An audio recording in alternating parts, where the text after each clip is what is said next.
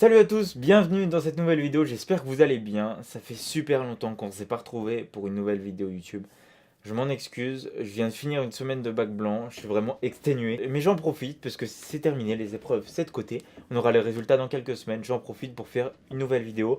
Et aujourd'hui on va parler d'un sujet super important en vidéo, les réglages que vous devez adopter sur votre caméra pour avoir un rendu le plus cinématique possible.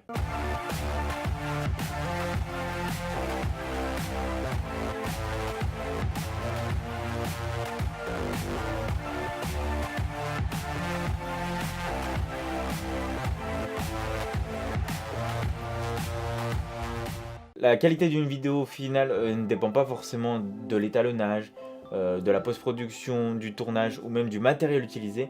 Ça dépend d'un tout, de plein de critères, et notamment, pendant le tournage, des réglages que vous allez adopter sur votre caméra. Tout d'abord, ce qu'il faut savoir, c'est que pour avoir les meilleurs réglages, vous devez filmer en manuel. Manuel, en fait, c'est un mode de réglage qui permet de contrôler tous les paramètres.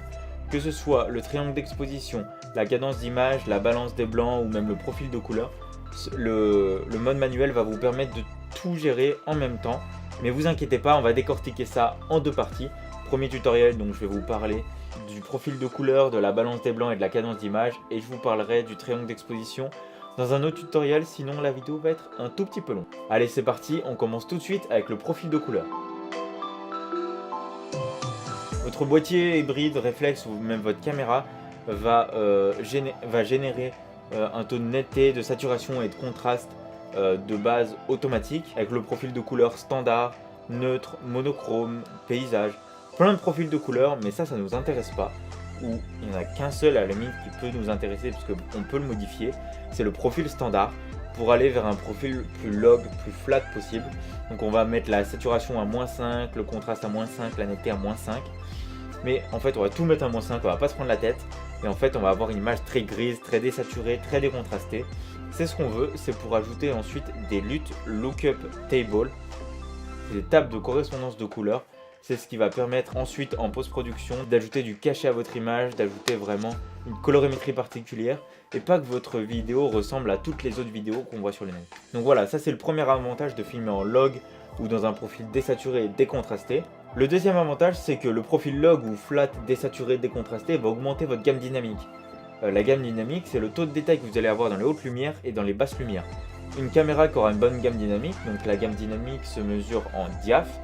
Une caméra donc, qui aura une bonne gamme dynamique ne va pas surexposer les hautes lumières et ne va pas sous-exposer les basses lumières. C'est vraiment pour moi un critère super important et qui définit quand même la qualité de votre image, même si ça ne va pas définir ce que vous allez transmettre dans votre vidéo. Ça reste une partie de la qualité de votre image et ça fait partie quand même du contenu vidéo et qui maintenant il faut quand même un contenu de qualité. On va passer tout de suite du coup à la balance des blancs. La balance des blancs, qu'est-ce que c'est? La balance des blancs, c'est en fait la température de couleur que vous allez avoir sur votre image. Donc elle se mesure en Kelvin. En général sur les appareils photo hybrides réflex du moment, on est entre 3000 et 10 000 Kelvin. Donc je vous conseille de vraiment modifier votre balance des blancs en manuel, du coup en Kelvin, pas la laisser sur automatique, nuageux, ensoleillé. Ça peut vraiment être bien sur des situations de reportage quand on n'a vraiment pas le temps de la régler. Mais franchement, je vous conseille vraiment de prendre le temps de la régler si possible. En général, 3200-3500 Kelvin, on est sur du lever ou du coucher de soleil. Après 5500 Kelvin, on est vraiment sur la lumière du jour. 9000 et 10 000 Kelvin, on est vraiment sur du ciel bleu. Vraiment un ciel neutre, ciel bleu. Donc voilà. Je vous mets un tableau pour vous montrer un petit peu ce que je viens de vous dire juste ici. Pour que ça soit plus facile pour vous, vous pourrez prendre une petite capture d'écran si ça peut vous aider à régler vos caméras en termes de balance des blancs. Si ça peut vous aider, je vous le donne juste ici. Donc du coup, la balance des blancs, s'il vous plaît, réglez-la toujours en manuel et jamais en automatique. Ou vraiment en cas d'extrême urgence. Vraiment. Mais vraiment à 1%, même pas.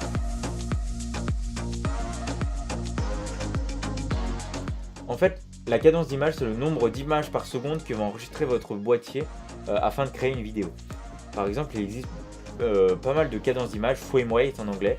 Ils disent 23,93, 94, il existe 24, 25, 30, 60, 120, 200, 240. Enfin, il existe plein de frame rate de cadence d'image. Et aujourd'hui, je vais vous aider à choisir votre cadence d'image. Si vous êtes en France, comme moi, du coup, on va choisir une cadence d'image entre soit 25, 50 ou 100 images par seconde, c'est les plus répandus. Si vous êtes aux États-Unis ou dans des pays étrangers à la France, je crois, on est sur un autre système vidéo. Donc on va se mettre sur des cadences d'image de 23,94, 30, 60, 120 et 240 images par seconde. C'est vraiment super important parce qu'après on risque d'avoir des problèmes dus à la fréquence du courant, notamment à des scintillements de lumière artificielle, tungstène, etc. Donc c'est vraiment important de régler la cadence d'image comme il faut et ainsi du coup régler le système PAL ou NTSC, donc le système vidéo dans lequel vous vous trouvez en fonction de votre pays. Je vous ai expliqué les cadences d'image les plus répandues, mais maintenant lesquelles choisir en fonction de vos types de projets. Donc c'est simple, si vous avez des interviews, des vidéos face caméra à faire comme je fais là, 25 images par seconde ça suffit amplement. La cadence d'image va générer un certain flou, plus on sera à une cadence d'image faible, plus le flou de mouvement sera présent. Donc si on est à 24 ou 25 images par seconde, il y a un flou qui sera plus accentué que si on est à 50, 100, 200 images par seconde par exemple. C'est pour ça que du coup ça ralentit l'image et il y a beaucoup moins de flou, ce qui est logique. Donc du coup, si vous voulez faire du ralenti, on se met à 50 ou à 100 images par seconde ou plus si notre caméra le permet. Et si on veut faire de la vidéo standard, du corpo, des interviews face caméra, tout ce qu'on veut, s'il n'y a pas besoin de ralentir nos plans, on se met à 25 images par seconde et tout va bien. Ou 24 ou 23, 94 si on est en NTSC à l'étranger.